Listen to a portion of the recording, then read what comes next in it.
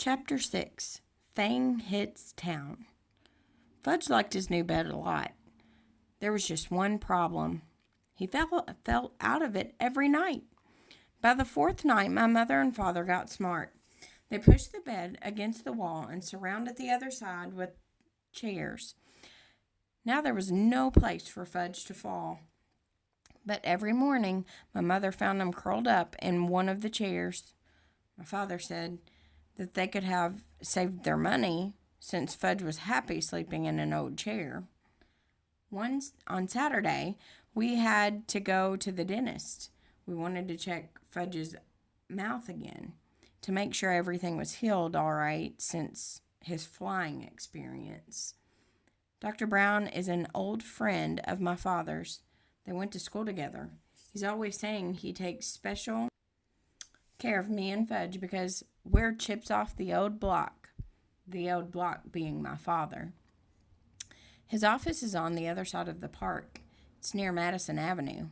My mother said we'd make a day of it, and wouldn't that be fun?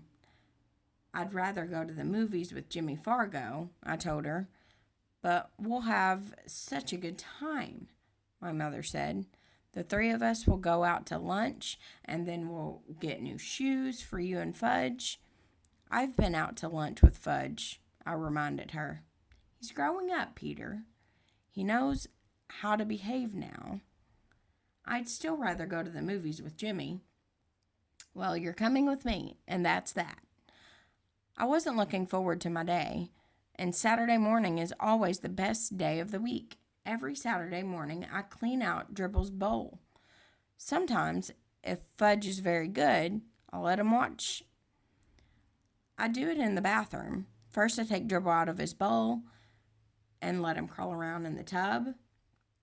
I'm afraid to put him down on the floor. Somebody might step on him. But in the tub, I know he's safe. Next, I take the rocks out of the bowl and wash them. The last thing I do is wash the bowl itself. I really scrub it. I even rinse it 2 or 3 times to make sure that all the soap is out. When I'm done with that, I put the rocks back in and I fill it with just the right amount of water. After I put Dribble back into his bowl, I feed him. Usually he gets right to sleep on his favorite rock. I guess running around in that bathtub really makes my turtle tired. Today I finished with Dribble just in time. My mother was rushing, mumbling about getting us to Dr. Brown's office in time for our appointment. When we were outside, we took the crosstown bus, then walked a few blocks to his office. As soon as the nurse saw Fudge, she said, "How's my favorite patient?" She gave him a hug and a little book to read. To me, she said, "Good morning, Peter." It burns me up the way that people treat Fudge. He's not so special. He's just little, that's all. But someday he's going to be 9 years old, too. I can't wait until he is. Then he'll know that there's nothing so great about him after all. Soon the nurse said, "Fudge, Dr. Brown is ready for you. Come with me now." Fudge took the nurse's hand. Dr. Brown has the rule about mothers in the examining room with kids. They're not allowed. Mothers are a big problem, Dr. Brown told me once. I agreed. I looked through the National Geographic magazine while I waited. After a few minutes, the nurse came out and whispered something to my mother. I looked up, wondering what the big secret was. Then my mother said, "Peter, Dr. Brown would like you to help him with Fudge." "Help him?" I said. "I'm no dentist." The nurse said, "Peter, dear, if you'll just come with me, I'm sure everything will work out fine." So I went with the nurse. "What do I have to do?" I asked her. "Oh, not much. Dr. Brown just wants you to show Fudge how you open your mouth and how he checks your teeth." "What do I have to do that for?" I asked. "I don't need a checkup yet. I just had one last month." "Your brother won't open his mouth this morning," the nurse whispered. "He won't?" I whispered back. "No, he won't," she said again. I thought that was pretty funny. I never considered refusing to open my mouth at the dentist office. When he says open, I open. When we reached the examining room, Fudge was sitting in the big chair. He had a towel around his neck, and he looked all ready for action. Dr. Brown was showing him lots of little things and explaining what he does with each one. Fudge kept nodding, but he wouldn't open his mouth. Ah, Peter, Dr. Brown. Ah, Peter. Sorry. Dr. Brown said when he saw me, "Would you open your mouth so that I can count your teeth?" That's what he tells little kids he's doing, counting their teeth. Little kids will believe anything. I went along with Dr. Brown's joke. I opened my mouth very wide, much wider than when I'm the real patient. He put his mirror in and said, "Wonderful teeth, just beautiful. A regular chip off the old block. Such a shame your brother can't open his mouth the way you do." "Can so," Fudge said. "No," Dr. Brown told him. "You can't open your mouth nearly as good as Peter." "Can so. See?" Fudge opened his mouth. "No, I'm sorry, Fudge," Dr. Brown said. "It's still not as good as Peter." So Fudge opened his mouth really wide. "Count teeth," he said. "Count Fudgy teeth." Well, Dr. Brown pretended to think about it. "Count," Fudge shouted. "Well," Dr. Brown said again, scratching his head, "I guess as long as you're here, I might as well count your teeth." So he checked Fudge's mouth, and when he was through, Fudge said, See, just like Peter." "Yes," Dr. Brown said, smiling. "I can see that." "You're just like Peter." He gave me a wink. I liked the way Dr. Brown tricked Fudge into opening his mouth. So when he was through examining him, I whispered, "Couldn't you make Fudge some false teeth until his grown-up teeth come in?" "No, he'll just have to wait," Dr. Brown said. "But he looks like he has fangs," I told him. "You'd better not say that in front of your mother," Dr. Brown said. "I know it. She's not too big on fangs." Dr. Brown thanked me for helping him. My mother made another appointment for Fudge. The nurse kissed my brother goodbye and we left. "That wasn't so bad, was it, Peter?" my mother said. "It could have been worse," I admitted. We headed for Bloomingdale's, where we got our shoes. There were 5 salesmen in the children's shoe department. 2 of them my mother doesn't like. She thinks they don't measure my feet carefully. All they care about is selling shoes, even if they don't have the right sizes in stock. The other ones my mother thinks are okay. They're the ones she likes a lot. His name is Mr. Berman. I like him too, because he's funny. He usually makes me believe that the right shoe goes on the left foot and that Fudge's shoes are really for me. Anyway, Mr. Berman waits on us. Buying shoes is almost fun. Today, Mr. Berman spotted us right away. He always remembers our name. "Well, if it isn't the Hatcher boys," he said. "In the flesh," I told him. Fudge opened his mouth for Mr. Berman. See, all gone." "His teeth?" my mother explained to Mr. Berman. He knocked them out. He knocked out his 2 front teeth." "Well, congratulations," Mr. Berman said. "That calls for a celebration." He reached into his jacket pocket and pulled out 2 lollipops, and he handed one to me and one to Fudge. "Oh," Fudge said. "Lolly." Mine was root beer flavored. I hate root beer, but I thanked Mr. Berman anyway. "I'll save it for after lunch," I told him, handing it to my mother. She put it in her purse. Fudge got a lemon lolly. He ripped off the paper and started sucking it right away. "Now then, what'll it be, boys?" Mr. Berman asked. My mother answered, "Brown and white saddles for Fudge and loafers for Peter." "Okay, Peter, let's see how those feet have grown." I slipped out of my old shoes and stood up. I stuck my foot into Mr. Berman's foot measure. and then he turned it around and I put my right foot in. That's another reason why my mother thinks that Mr. Berman is good at selling shoes. He measures both feet. Some other salesmen only measure one. My mother says feet can be different sizes, even on the same person. And it's important to make sure the size fits the biggest foot. "What color loafers, Peter?" Mr. Berman asked. "Brown," I said, "same as my old ones." And when Mr. Berman went into the back to look for shoes for me, my mother noticed a hole in the toe of my sock. "Oh, Peter, why didn't you tell me that you had a hole in your sock?" "I didn't know I had one," I said. "Oh, I'm so embarrassed." "It's my sock, Mom. Why should you be embarrassed?" I asked. "Well, it looks terrible. I mean, to come shopping for shoes with a hole in your sock, that's just awful. Can't you hide it a little?" "Where should I hide it?" "Try to get the hole in between your toes so that it doesn't show," my mother said. I wiggled my sock around, trying to rearrange my hole. My mother sure worries about silly things. Mr. Berman came out with 2 pairs of loafers. He likes to try different sizes to make sure that I'm getting the right one. One pair was much too big. The other pair fit fine. "Wear or wrap?" Mr. Berman asked my mother.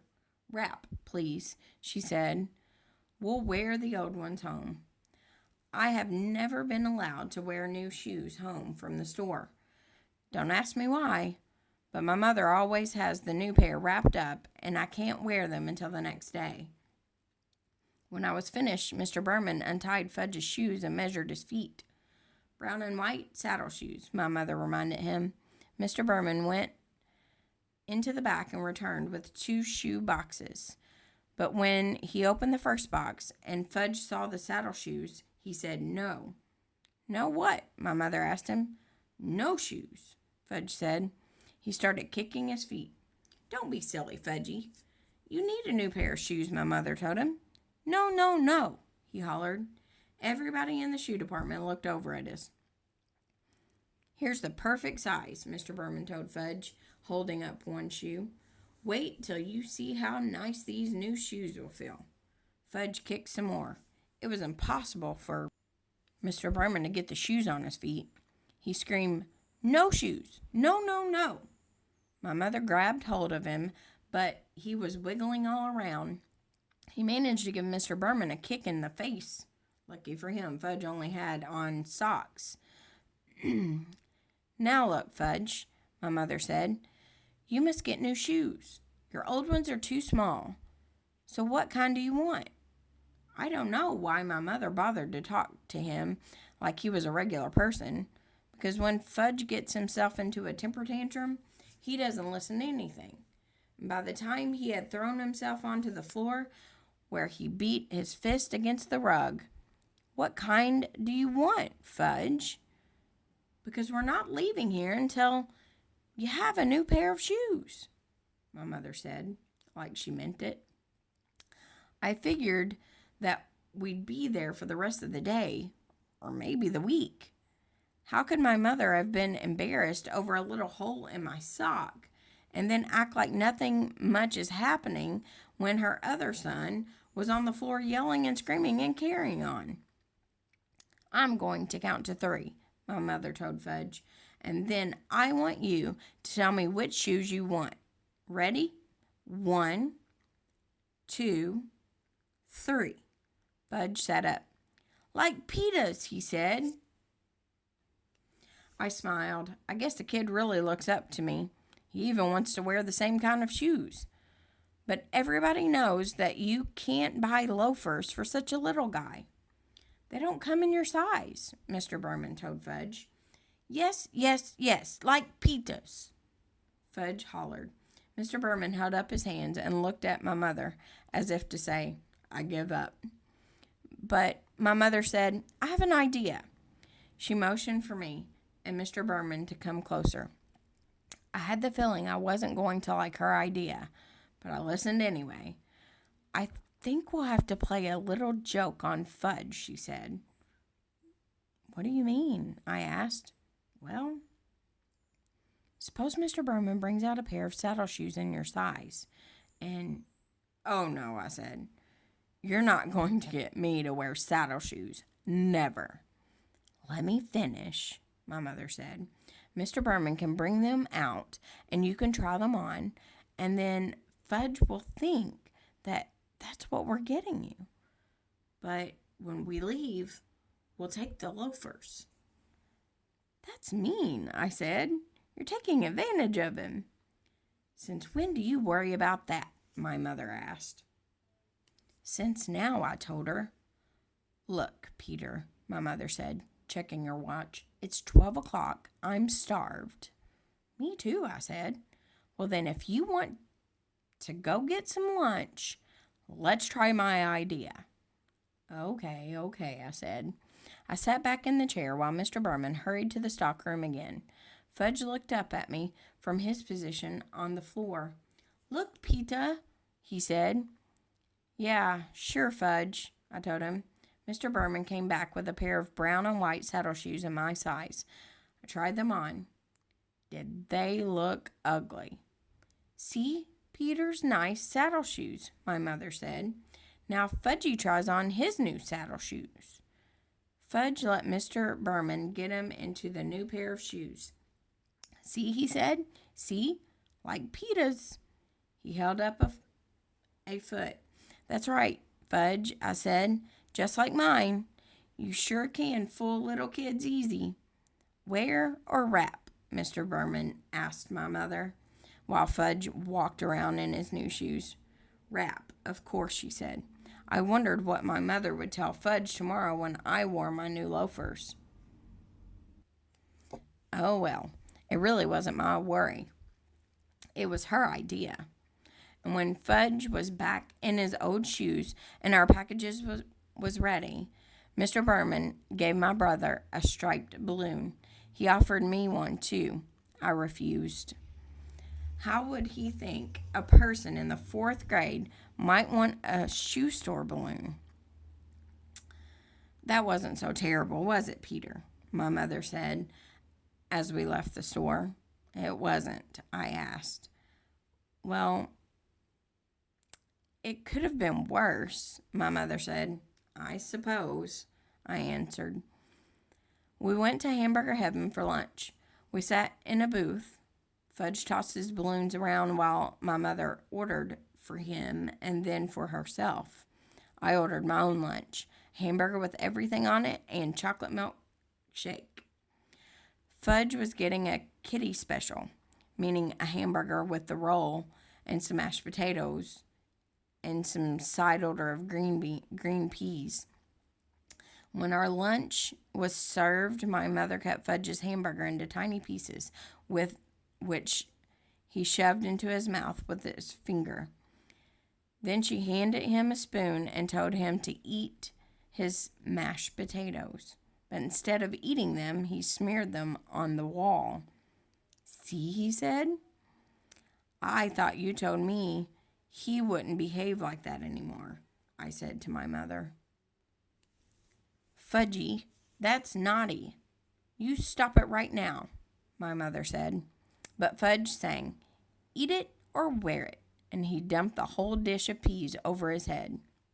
I laughed. I couldn't help it. He looked so silly with the peas falling from his hair.